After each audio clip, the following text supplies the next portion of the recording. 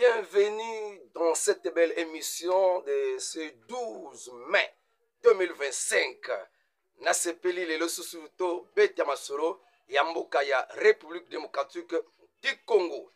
Toko beta masolo nini?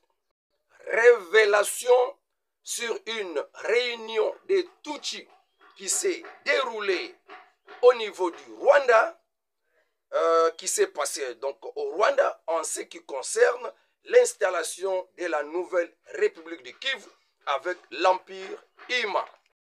L'heure est grave. Un nouveau lot de FDLR, du soi-disant FARDC, policiers présentés à Goma par Willy Ngoma au niveau des stades de l'unité, les présentant comme des créateurs de désordre, de l'insécurité dans la ville de Goma. Faux et archi-faux montage de toutes pièces qui cachent un plan.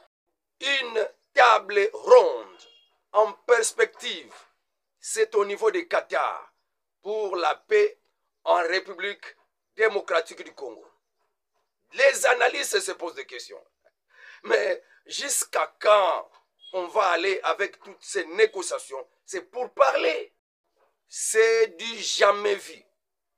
Au Nord Kivu, le gouverneur militaire du Nord Kivu qui réside à Beni nomme un conseiller qui n'a pas vu, qui n'a pas consulté, il est nomme. Et alors, le concerné critique et se déchaîne et déclare non concerné. Je vais dire des choses très sérieuses aujourd'hui qui concernent la République démocratique du Congo. À partir, il y a Bamasolo et Betamaka, na ba groupe na biso, il y a Bawazalendu, oyo ba kotsa biso na ba groupe na bango, nde tokendaka kotoka, ba secret to kundolaka, makambo oyo esalamaka, awa pe oyo esalamaka na Rwanda parce que kuna pe Bawazalendu bazali, ba pesa kabiso information na oyo ezoleka kuna. Mes chers frères, bana Congo, esika nyonso bozali, boyo kanga bien. Il y a une réunion qui s'est passée au Rwanda. Et bengamaki et pa ya ba onyonso bana katia tribia ba Tutsi. Ba nani bazalaki kuna ezalaki kaka à la veille ya weekend o esili koleka. Et bandaki ba 23h30 tikino réunion na bango kendaki na 2h30 du matin. Alors, na kati ya réunion wana, basilaki ko évaluer ba conquête nyonso bazo sala na kati ya République démocratique du Congo kolandisama na Est, principalement na Nord Kivu, pe na Sud Kivu. O eza ba province o bango bazoko vise. Ba nani bazalaki na kati ya réunion wana. Ya liboso Yemei, Paul Kagame, ya mibale, molandi na ye, Joseph Kabila, Kabange, pe Bertrand Bisimwa, pe Sultani Makenga, pe Azarias Ruberwa bazalaki na kati kuna, pe ministre ya défense ya Uganda, ministre ya défense ya Rwanda, ministre ya affaires étrangères ya Rwanda, Olivier Nduhungirehe azalaki na kati kuna, pe bango nyonso wana, pe mwana ya Paul Kagame, Ange Kagame azalaki na kati kuna. Bazwi masolo po balobela nini landanga na bokebi laike video oyo e amakambo profond eza awa. Objet na bango ezalaki nini? Prendre le Grand Kivu, donc Nord Kivu, na Sud Kivu, sans administration ya Kinshasa, sans AFC ya Nanga. Bazwa na makasi na lolenge na bango, ba capturer yango, ba botola biso sans ba gérer administration wana o bazo kolinga kosala na Kinshasa, ba ko gérer yango pe na Nanga te. Eza eloko moko bazo sala o etali bango moko ba Tutsi. Alors, deux, nakati ya objet na bango. Occupation officielle. Il y a deux provinces wana afin de proclamer une nouvelle République de Kivu. Donc, bango moko basala effort bazwa barécupérer bamboka nyonso na kati ya baprovince oyo mpe badéclare yango vraiment une nouvelle république de Kivu. Mais ekosalema en dehors ya AFC Nanga, en dehors ya gouvernement congolais. Landanga bien. Oyo lo bakako Félix Tshisekedi aza complice. Est-ce que batie na kati kuna? Ata nanga ngo batie na kati kuna azate. Pona koloba ke bananga na bango nyonso bisika bazali bayokanga bien. Yoka penza plan oyo ezosala mape pona nanga. Soki mutu ayebisika nanga zala tindla yeta oyo nani vidéo nanga oyo émission oyo ayoka yango pe azwa déjà précaution. Bon. Balobi sima ya ko proclamer République ya Kivu qui sera dirigée par Joseph Kabila Kabange et ses petits frères. Alors, troisième point, au balobelaki kuna sima soki ba reçu ko installer gouvernement wana bako boma ba wazalendo nyonso oyo bakoti na compte ya AFC M23 o ba lokoti na République démocratique du Congo bako boma bango. Quatrième point, bako boma ba responsable nyonso politique o baza na kati ya ba mouvement oyo eza na kati ya Est ko banda na ye moko Corneille Nanga pe na ba nyonso ba proche na ye bako boma bango. Tuer toutes les personnalités politiques en commençant par Nanga et afin d'effacer toutes sortes de réclamations. Ba effacer ba crash nyonso ba réclamation nyonso e ko kikoya sima parce que esengeli ba agir selon accord privé confidentiel oyo Kagame a signé na Joseph Kabila. Yango balobi na sikotanga on kata ba réseaux sociaux kata ba groupe na biso ya ba wazalendo selon bon, pour effacer toutes sortes de réclamations selon leur accord privé signé par Paul Kagame et Joseph Kabila.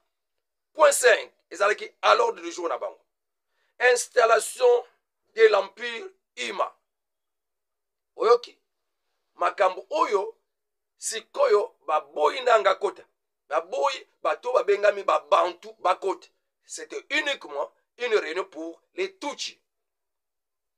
Balobi, comment y arriver? Comment y parvenir?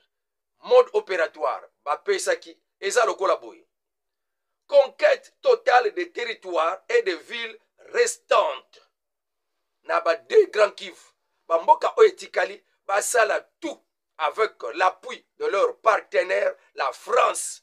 Basala tout pona koyeba nako récupérer bamboka wana ba contrôler yango surtout na deux territoires wana.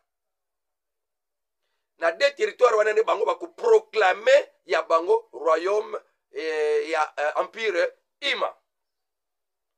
Balobi yami bale mode opératoire na bango egosala appliquer des méthodes caoutchouc. Méthode caoutchouc. Bako appliquer méthode caoutchouc. Bango moko bayebi méthode caoutchouc. Ba expliquer sous ce que ils vont employer des poisons directs en utilisant des médiateurs. Méthode ya ba médiateur pona ko banda ko empoisonner kabatu vont utiliser des poisons directs en utilisant des médiateurs comme dans le cas de la mort du général Baouma qui était mort en RDC et aussi Magufuli qui était mort en Tanzanie.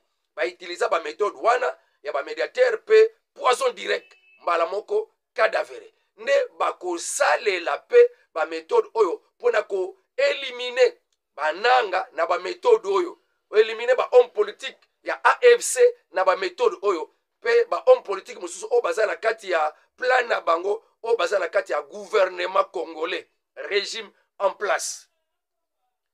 Alors bako banda o aza visé pona bango ezana no o bako bandela ko éliminer ezande Corneille Nanga. Si manango bakenda entourage na ye nyonso na ndenge bakani yango bako kota o bazo visé net mikolo to raté coup d'état contre le président Félix Tshisekedi, toujours la France à l'initiative. Yango tolobi ke totika la kozala batu moko lokola tozo mona lokola to mona te.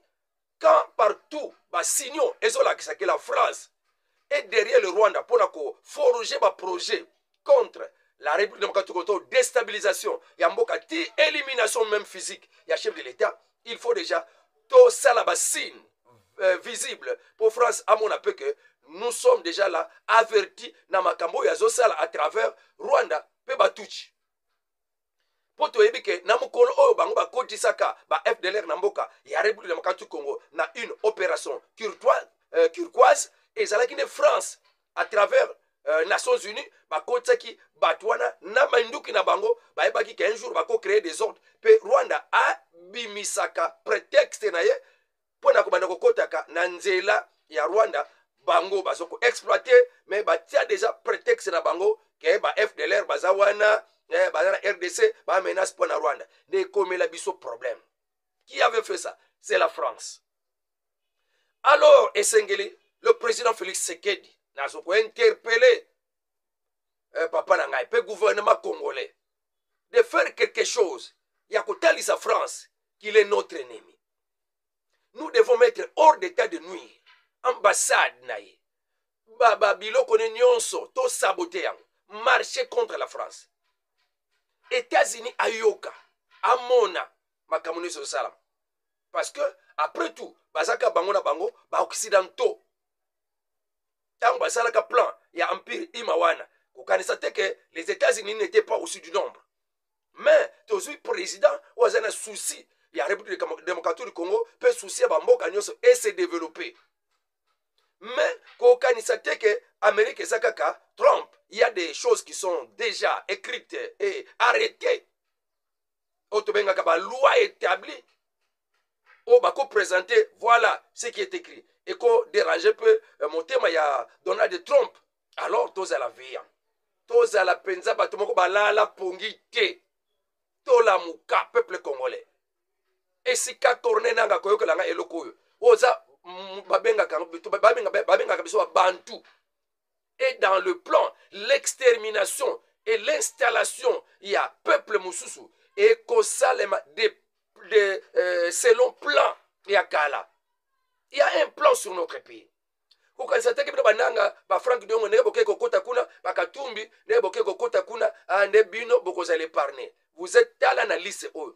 Vous voyez réellement que plan Renault et Salama kuna AFC abenga makite, nanga obenga makite, obakini ne zalaki kuna. Oui, mais même Kabila ça sur la confiance parce que Mongoliaki yo nanga et sali musalate ba mboka esengelo zo uzute Kagame azo se planer souté parce que ba mboka belé miso pesa kio net ça complété bango moko batuchi balinga zo makambo amen pona baye bakozo ba mboka wana ndenge na bango pe ba bandela ko boma yo nanga mais uzaka kawana c'est comme si aux entre en le marteau mais déclarez-vous. Prononcez-vous parce que la déclaration n'est pas se prononcer et que ça le peuple congolais ba mona a papa yo a moni plan na bango a kimi na ye ndé na tangona et mawa ekoye na yo ba peuple congolais ba ko limbisa ta ko limbisa yo donc tala un peu plan oyo ezobonga mapona bananga pe ba constant mutamba nyonso bazana kati oyo esengeli France na likopa na ye na Rwanda o fallait ba éliminer ba papa ma ba Nyamwisi soki mbusa Nyamwisi ba président ya Burundi président Afrique du Sud Jean-Pierre Bemba donc totanga kikuna ba nyonso wana bana plan na bango batu wana longo baza ba blocage na ba plan na bango donc ils feront tout avec le parrain la France pour na ko éliminer bango mutu akoloba susuti ba ko utiliser ba poison à travers ba médiateur lelo oh ba aider non banani wana muta président ancien président ya Nigeria Obasanjo akomi médiateur oh boya akomando sangisa batu nzoka ko sangisa batu wana pona akende ko bakende ko empoisonner batu directement. Et maintenant pour votre information nana silisi makambo ya Renault OD mais le kola na komi na pour votre information Qatar alembaki asukaki na kosangisa M23 pona koyokanisa M23 na République démocratique du Congo. Sikoyo a initié lisusu table ronde. Oh Katumbi Fayulu Félix Tshisekedi nani Joseph Kabila bisi moi bango nyonso faut pas se retrouver na Qatar moi mikolo koya pona une table ronde pona koluka kimia na est ya mboka parce que bango siko basangani à l'interne nde kolukela bango kimia lokola États-Unis azosalisa déjà moi boyokani à l'externe mais ceux qui à l'externe boyokani Rwanda RDC salami mais na l'interne ceux qui salami te rien ne va alors tu veux dire que États-Unis abo kisaki na ye déjà makambe ya Qatar wana azotala yango te pona azwa monopole ya kotia kimia pona ye na mutuna ye zande Rwanda na RDC mais bato ya kati avec la France bazokotia moto pokoni kotindika pona Qatar aleka na kosala makambo ya kosangisa bakende koempoisonner batu ndenge bakani na bango. Ils vont utiliser des médiateurs président mosusu wana ngwesime soki ngwesime wana ya Togo wana azosala pe makambo na ye osiko Obasanjo susu akendaki ti na kati ya Belgique kokutana na Katumbi ndenge akutanaki na Kabila na président Félix Tshisekedi ake kokutana so na Katumbi mpona makambo neka ya médiation ndenge azokutana kutana na bango un but Rwanda balobi na kati ya Rwanda na kati ya réunion na bango balobi que ils vont utiliser des médiateurs pour aller empoisonner directement o baza concerné mpona makambo oyo ekosala bango blocage. Voilà un peu nazonga na kati ya réunion na koyoka toutes ces révélations ebele bazokota na kati ya M23 onanga azoko recruter Wilingo mazoko recruter jeune ebele na kati ya Goma bazozwa bango na makasi sous forme que bazosala fui bazosala patrouille mpona koluka o bazosema insécurité yango baprésentaki bafaux FARDC oyo nanu babengaki bango mpa ya CICR soit disant ke balingi bazongisa bango na RDC. Premier lot ya FARDC baprésentaki bango bazotia insécurité tokangi bango na kati na bango ba FDLR bazali lobi dimanche baye kosala susu mwa kokangakanga bato na kati ya bandosho tokotangela bono bakartier oyo penza eza ke bazokokangela bato bakangami na bakartier wana bakartier ndosho Kiisi Monjoli Mujengo bakartier nyonso wana nde bake kokanga bato na jeune basi mpe baza na kati soit disant que les créateurs de troubles, fauteurs de troubles bamemi bango bazomema bango kuna na Rumangabo mpona bakende koyekola mosala ya kisoda bakota na kati ya AFC M23. Or déjà bamilitaire etuluku ya bamilitaire bakimaki kozala na ngambo ya FARDC bango balebi no tokende biso na ngambo ya M23 kuna mpe tokoservir kaka mboka. Donc buzoba wana bakanisaki ke donc comme c'est pas de M23 tokende koservir mboka quelques kaka bazogi tous tiwe na Rumangabo bapolisi omona bakena babato tina Goma bake Rumangabo tous tiwe empoisonnés. Les quelques rescapés bazongi na Bukavu sont en état critique bazana ba hôpitaux. Donc vous comprenez niveau tokomi, c'est grave. Peuple congolais, l'unité peut sauver le Congo. Ce n'est pas le temps ya koyeba ko finga sanaka ya kotala bikolo ya koyina président Félix Tshisekedi ataza na bulembo na ye, mais pour na plan onano sauvons le pays et marchons dans l'unité. Sinon ozoba alongwa Félix alongwa pour remplacer qui? Pour na plan ya Kagame ya. C'est quand tu dis Félix longwa pour na kobenga plan ya Kagame, l'empire du Tutsi eya kuna na kati ya mboka ya Soudan bapanza yango mbala mibale bitumbesila te tilelo. On parle tout de guerre et de guerre na ba Soudan nyonso mibale, pas de paix mais balkanisation et salama. Donc ne croyez pas quand il aura la balkanisation que ça peut résoudre des problèmes en République démocratique du Congo. Rien. Et ça c'est le côté. Gardons l'unité et c'est dans l'unité qu'il y a la victoire. Bazoya pour ko kabula biso parce que bayebi faiblesse na biso africains, ils veulent nous garder dans na kati ya ba désordre ya ba haine tribal pe makamba ko yinisa mokonzi mboka, ça n'ira nulle part que tomi kabi pe tomi teki. En tant que communicateur, en tant que réveilleur ya conscience naiko lamusa congolais nyos moi na Congo no se kazali. Voilà la réunion qui s'est passée kuna na kati ya Kigali à l'absence ya Nanga, et Nanga a komi moko na kati ya ba o esengeli ba abattre pe ba Frank Diongo pe ba Onyonso ba za ba Bantu ba na kati ya AFC bango ne bazo bandela. Alors toutes ces manœuvres, il y a des négociations, il y a des Basanjo, il y a des Tindamina Union africaine, ce qui Singwe wana, Nyonso wana, c'est dans un plan que, à partir de médiateur wana, on peut tuer avec le poison direct. Alors, le président Félix Tshisekedi et Sengeli, biloko yo koye kolango bien et commencer à éviter pour parler la bango Nyonso, ça n'ira à rien. Combien de pour parler déjà? Nakati ya Burundi, président Kufa Nakala, Nanzela ba pour parler. Kuna nakati ya Rwanda, président Abiyarimana, Kufa Kaka, pour nakaka ba pour parler. Et tout ça, c'est dans le plan Nabango qu'il faut tuer le président. Oh, Bango, Bamoni, que Fuba Longola, par Naba pour parler. Ah, Tokende Kuna. Quel pour parler ici là? Et Simba, il y a Nairobi, to ya Luanda, to ya Conseil de sécurité, au 27-73. Quel pour parler ici là? Oh, bah déclarer ma campagne de Seposi et Simba. Pour qui m'y kota.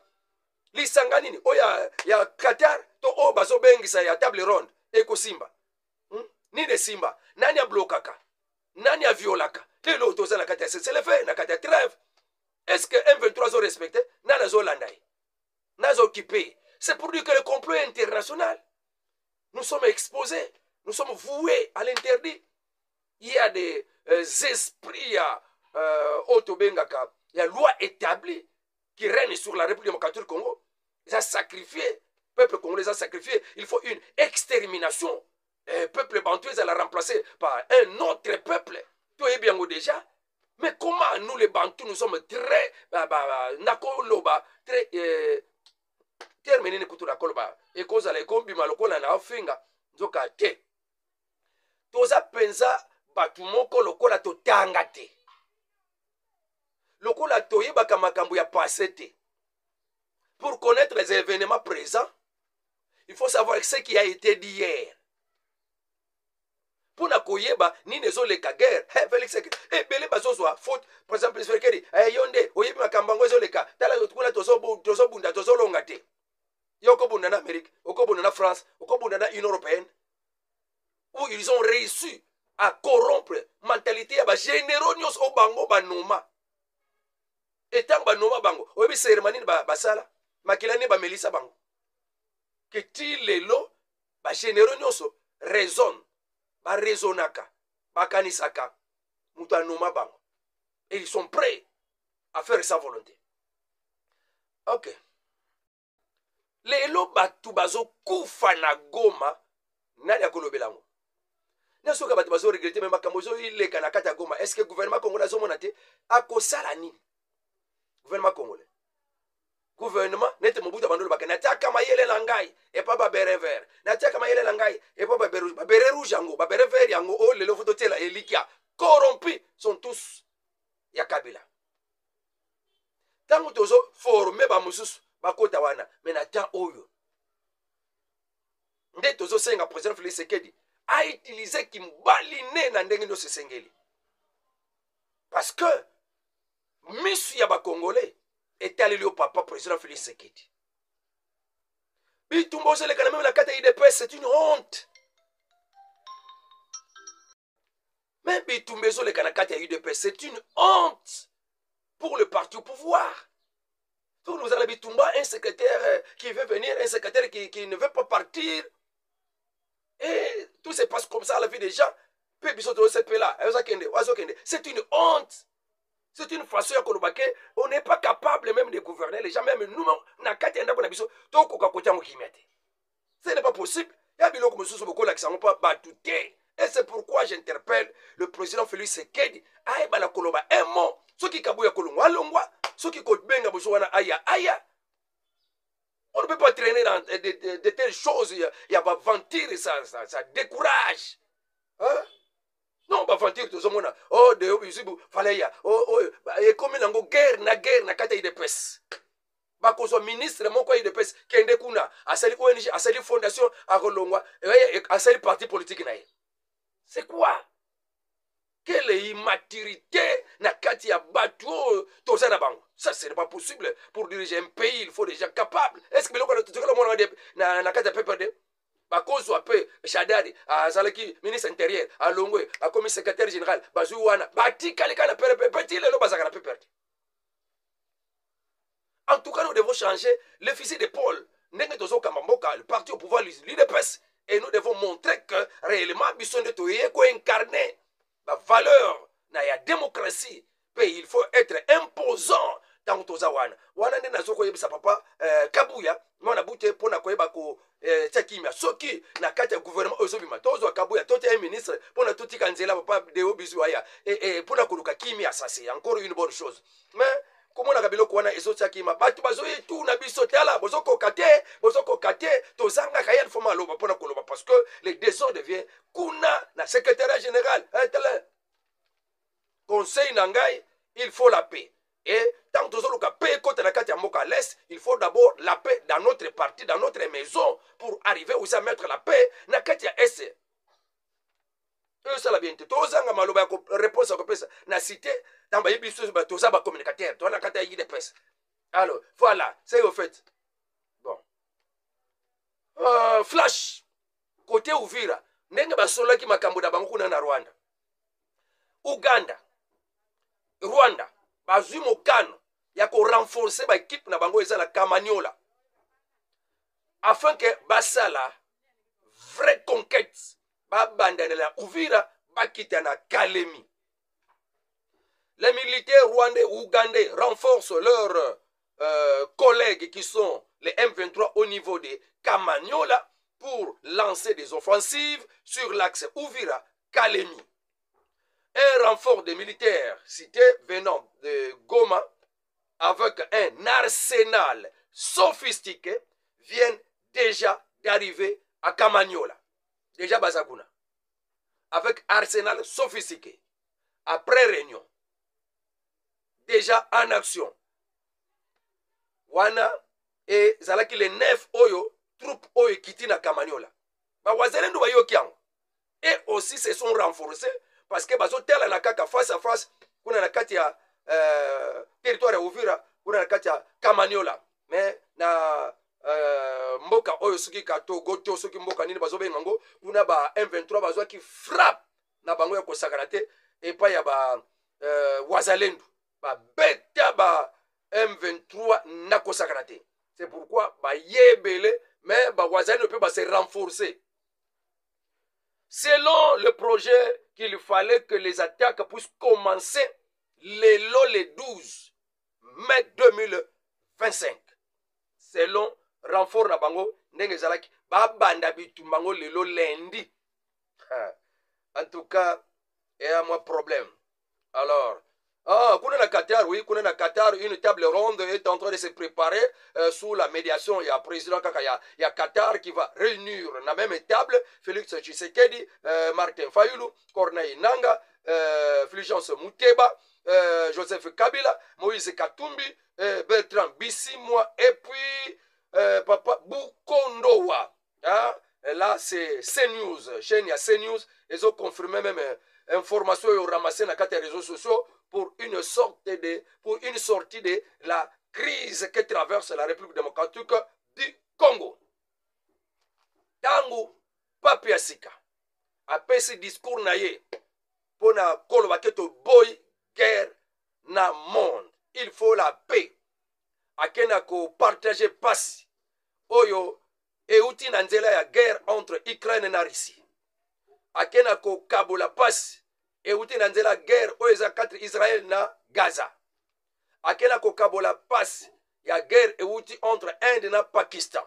Mais du moins na monoko na ye atikali ko citer guerre ya RDC na Rwanda te. Ebele bamitungisi nango. Bamitungisi nango na makambo ya discours ya Papi Asika kozanga kusite kombo ya RDC na Rwanda bitumba pe kozanga ko pesa quand même participation na ye pasi na ye na makambo na tuerie oeleki bamboka wana ya 30 ans passé ezoleka na République démocratique du Congo ndena yangwana Obasanjo kendeki kokutana na asima kokutana Kabila na président Félix Tshisekedi ake kokutana na Bruxelles na Belgique na Katumbi, mais du moins Moussa Nyamwisi pe azalaki invité na katia dialogue wana. Alors monsieur Oyo Obasanjo ana posa kozongisa na RDC Sun City bis 1+4. En tout cas, na dossier justice quand na zolo na UDPS. Gouverneur ya Kasai Oriental na kombo ya Jean-Paul Mbumbua asili kofundama pona ko yiba denier public. Il y a plus de 100 000 dollars américains pe 8 millions de francs congolais. De makambo na ye eza na justice pe kuna esengeli déjà ko longola ye immunité pe toyoki déjà ke ba député ya kuna basili déjà ko longola ye immunité pona azala na maboko ya justice soni sur soni. Mais mboka oyo pona nekaki moyibi ya boyo eza déjà ba musu bayeba nde batanga na mikanda kena mboka moko voué à l'interdit. Voué à l'interdit. Donc mutu soka ye wana aluka déjà abonga poazo moyen ya kokimela azo janda kuna Allemagne azo janda kuna sika songolo akanisa kana libumu na yepo ayebi ke lobi mboka ngo ekozala lango sute eloko bayibela kana mboka oyo ndi angwana po soki bayeba kapeza ke mboka oyo za biso pe ya bakoko na biso nde babongisa kango wana eza ba analyse langa moko eza ba analyse langa moko. Bon, situation ya suka oyo esalinga pasi. Mais nous sommes comment nous les Congolais? Une situation incompréhensible, inacceptable au cabinet du gouverneur, gouverneur militaire ya Nord Kivu na Beni. Tangu azaki na posa kosala cabinet na ye. Asili qu'on nomme un monsieur non consulté. Vanda kane na Goma.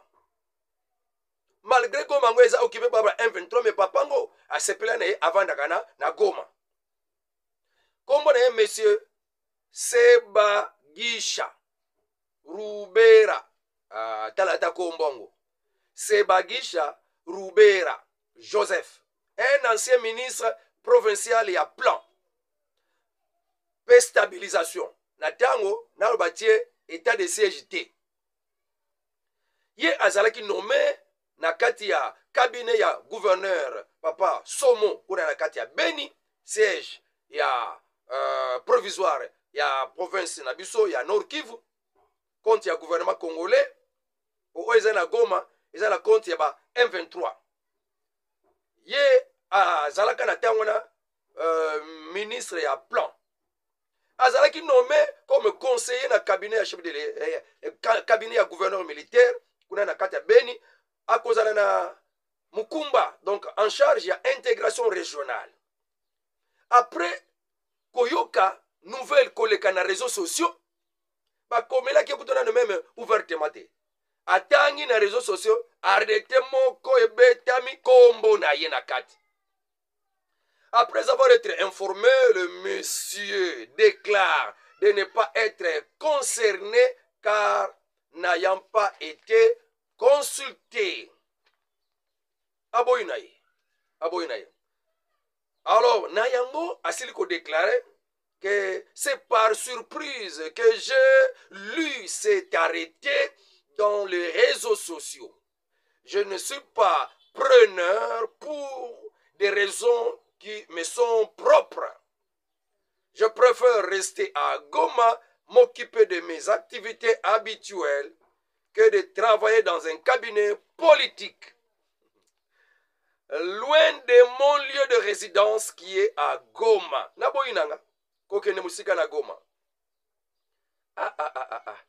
Asala qui interview na Goma, na chaîne Oyo na rédaction Panier des infos net.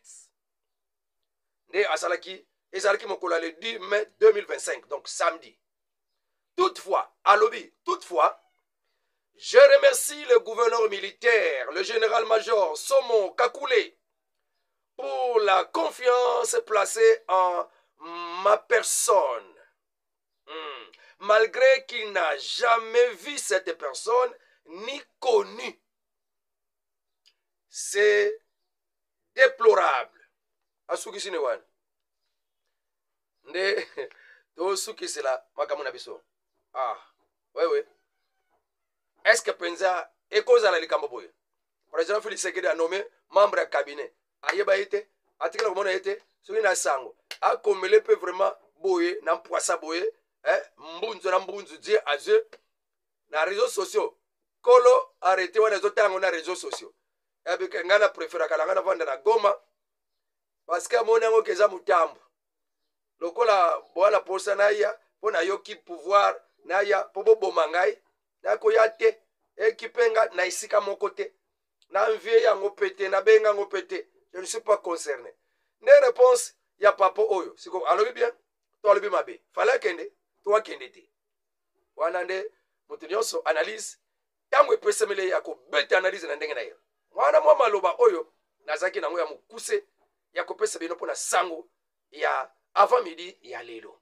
Nde na tango oyo na sasu na eloko koloba te na sengi bino bo s'abonner. Soko s'abonner te tielanga like émission, like vidéo, aimer vidéo, commenter pe kabole langa yango. Wana tokutani na émission e kolanda.